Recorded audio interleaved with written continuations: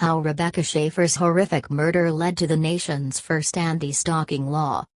Her killing in 1989 completely shook the American public.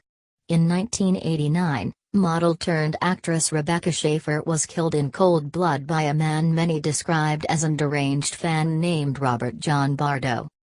On April 12, 20th/20 is releasing a new 2-hour documentary called Your Biggest Fan about Schaeffer, just months before the 30th anniversary of her untimely death. With interviews from her family, former co-stars, and the deputy district attorney in the trial, Marcia Clark, ABC is unveiling the impact Schaeffer's death had on the nation. Who was Rebecca Schaeffer? Schaeffer was born on November 6, 1967 in Oregon, and was the only child of Benson and Dana Schaeffer.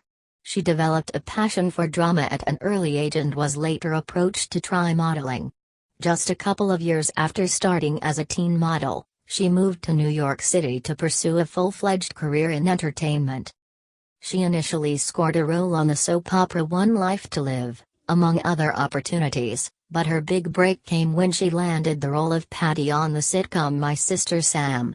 The TV show brought her back to her home coast, and she moved to California in 1986. My Sister Sam aired 44 episodes between 1986 and 1988, and Schaeffer's fan base grew exponentially.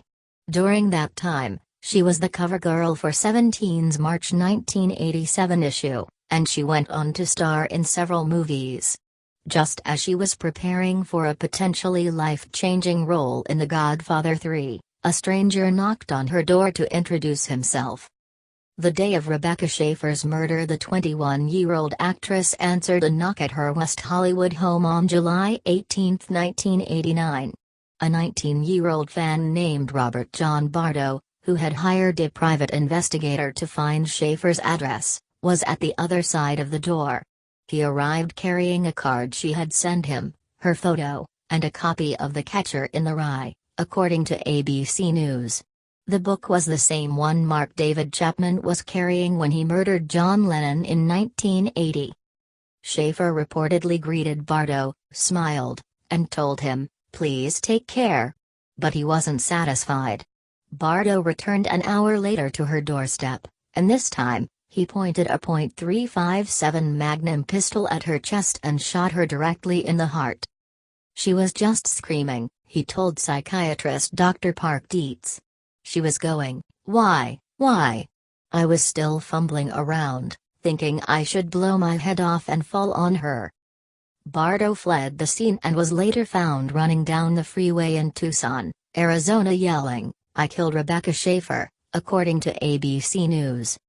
Why did Robert kill Rebecca? Bardo began stalking Schaeffer years earlier, and reportedly tried to gain access to the set of My Sister Sam, but was turned away by security.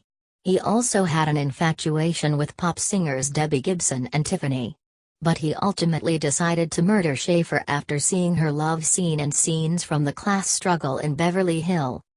All those rageful feelings, how dare she? She's mine, she's supposed to stay innocent for me, was Bardo's thinking, according to Dr. Chris Mohandy, a clinical police and forensic psychologist. "I'm going to punish you and permanently possess you by taking your life." Even more chilling was Bardo's admission that he was inspired by a 1982 People magazine article about a man named Arthur Jackson, who went to Raging Bull actress Teresa Saldana's home to kill her. Saldana survived her attack. She died of complications from pneumonia in 2016, and Jackson received the maximum sentence at the time of 12 years in prison. Where is Bardo now? Bardo was arrested the day after he murdered Schaeffer. During his trial, Bardo's lawyer argued that he was suffering from a mental condition. His brother and sister testified and said that their sibling dropped out of high school to undergo treatment for his mental health. It was then revealed that Bardo couldn't purchase the murder weapon because of his history of mental illness, but convinced his brother to get a gun for him. Then Deputy District Attorney Marcia Clark, who later became a household name during the O.J. Simpson trial, argued that Bardo was obsessed, not insane. In 1991, He was found guilty of first-degree murder and sentenced to life in prison without the possibility of parole. Bardo continues to serve his life sentence in a venal state prison in Central California. He also suffered serious injuries in 2007, when a fellow inmate stabbed him 11 times at Mule Creek State Prison. How Rebecca's murder made a lasting impact. In 1990, a year after Rebecca's death, California passed the U.S.'s first-ever anti-stalking law, which makes it a felony to cause another, or their family, to be in reasonable fear for their safety and carries a state prison sentence. As of 2019, this law is recognized in all 50 states.